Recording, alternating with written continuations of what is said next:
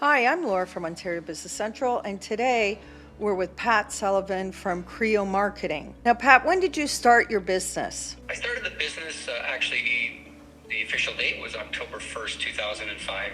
I remember it like it was yesterday. And what has been your experience in being an entrepreneur? You've obviously owned your business for a very long time. I became an entrepreneur because I wanted control of my life. I wanted control of my destiny. I guess as a young man, my life was somewhat chaotic and out of control, and it was very frustrating. I need to get control of my life back. And so with everything in my life, pretty much, I try to be in as much control as possible. Tell us what you do. You own Creo Marketing. What does Creo Marketing do? Creo Marketing is a branded merchandise company. We brand merchandise for all kinds of organizations nationwide. What are some of the highlights of having your business? The biggest highlight to being a business owner is controlling your destiny. And the number one thing for me was being able to surround myself with great people that I can have fun with every day. And everyone gets to be independent and autonomous, and every single person in there is a boss. They control everything they do. How many employees do you have? We have 12. And did you find having employees to be challenging to you? It sounds like you have a really good relationship with them. Yes.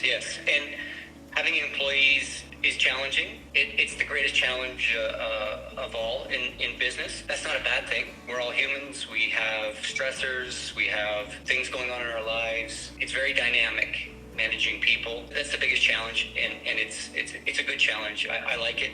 I've gotten good at it. Alternatively, the other challenges like sales, marketing, financing, all of that, really that's X's and O's. It's pretty formulaic, so it's not that difficult. Well, let's talk about branding. Since your business is basically branding for other businesses. Branding for new business owners is quite important.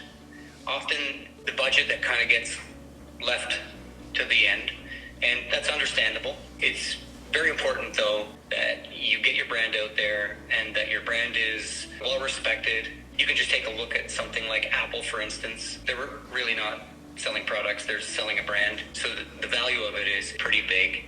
But that's up to the individuals to determine how much they want to put an emphasis and how much they want to spend on their branding, but it is very important. Can you give us some stories about how effective branding has helped your clients? In 2015, we went through a branding change. I had bought a business partner out, and at that time needed to make a separation from the old brand, which was completely different than it is now. We had to make a break and created a new brand for the company, promoted it pretty aggressively, had some really good results, and have grown dramatically since. If you could talk about something that you found very difficult as a business owner, what really stands out in your mind? The greatest difficulty that I've encountered since starting the business was that partnership breakup. It was costly in many ways, emotionally, financially. It's like a divorce. There's lawyers and accountants and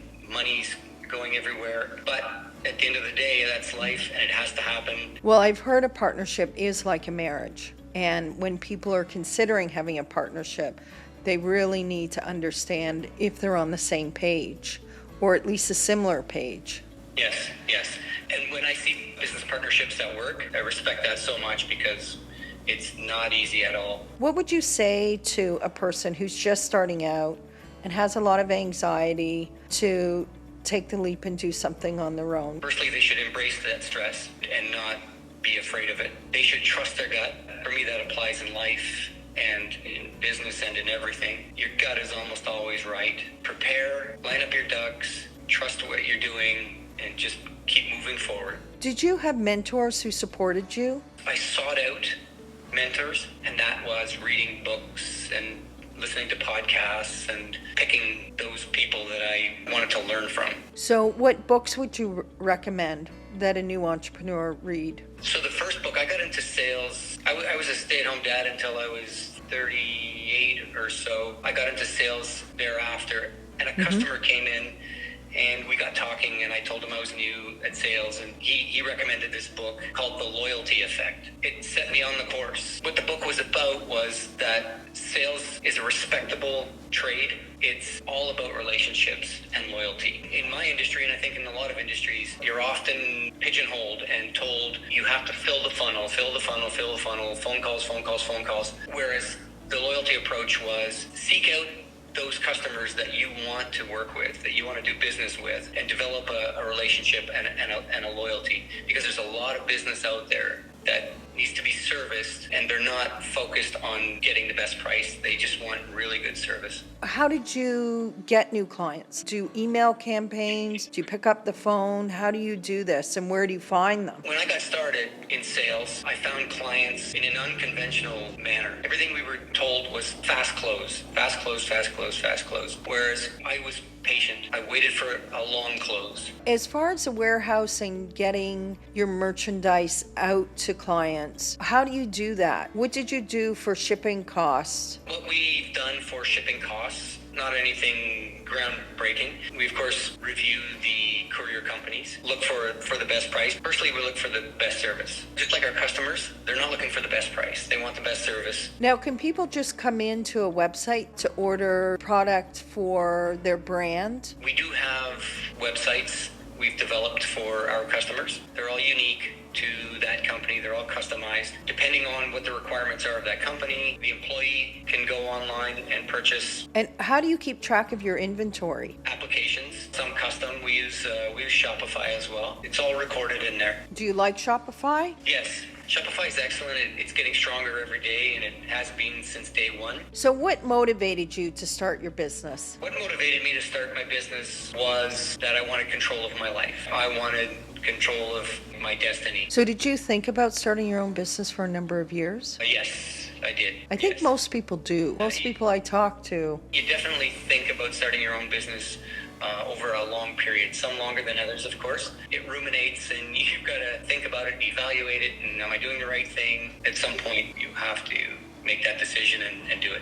Do you remember the time or the day where you decided, okay, enough, I'm going to start my own business and launch this? I was working with my business partner at the time.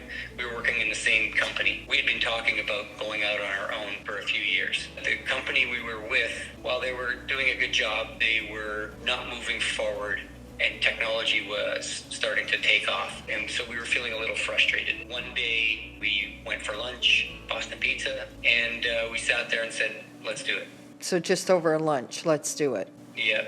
And so what was the biggest pain point once you took the leap and started the business? Yeah, the biggest stress once we got started, the home stress. That's another hurdle that entrepreneurs should know. Your struggles at home are okay. They're real. Everybody has them. You have to embrace that and work with it. I don't know that I dealt with it so well. I just buried my head in work. You do have to put some time in, and you have to have an understanding partner, and you can't neglect your partner. You can't neglect your kids. You have to find a balance. Yeah, you really do. So what's on the horizon for you with your business? My goals are get better every day. I know what the markers are to get better. I don't meet with my staff. I don't meet with my salespeople. We don't have weekly meetings, monthly meetings. We talk every single day. I go through that warehouse.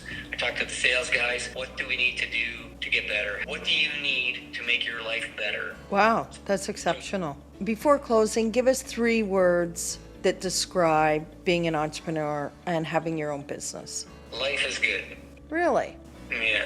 All right. Well, that's a great way to end a conversation. Life is great. Thank you, Pat. Thanks for giving us some time on Take the Leap. Yeah. Thank you so much, Laura. I really appreciate this.